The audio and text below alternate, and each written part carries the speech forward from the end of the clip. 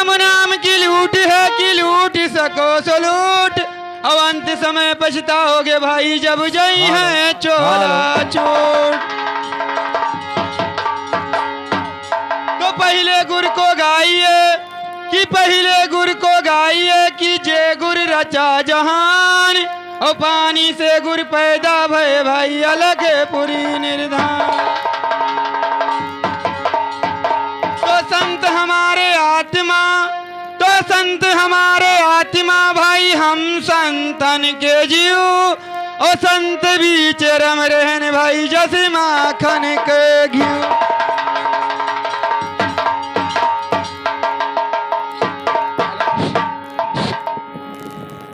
ये रस बावल जोगिया रस बावल जोगिया रामया यहाँ पुरु बाबा से ब्याह न हो।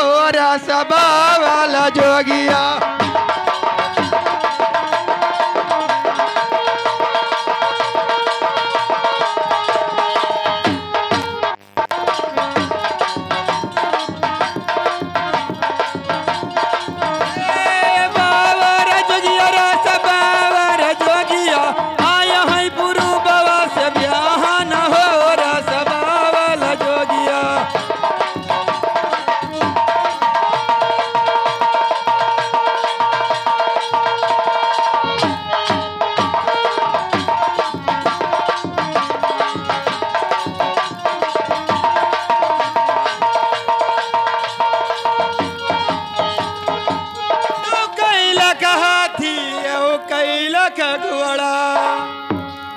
कैलक हाथी कैलक घुड़ा राम कैलक आया है बरातिया हो। रस बावल जोगिया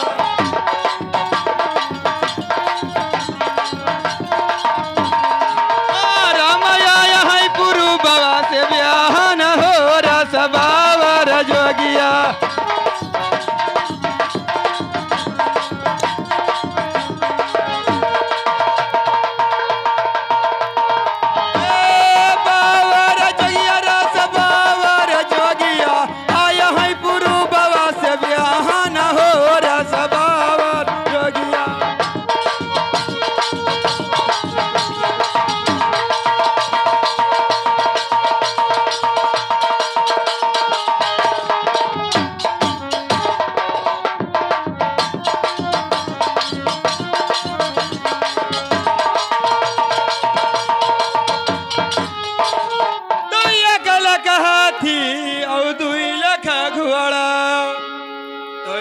लाख हाथी 2 लाख घोड़ा राम 3 लाख आया है बरातिया हो।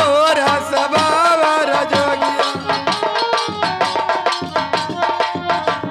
आया है पुरु बाबा से ब्याह न हो। रस बावल जोगिया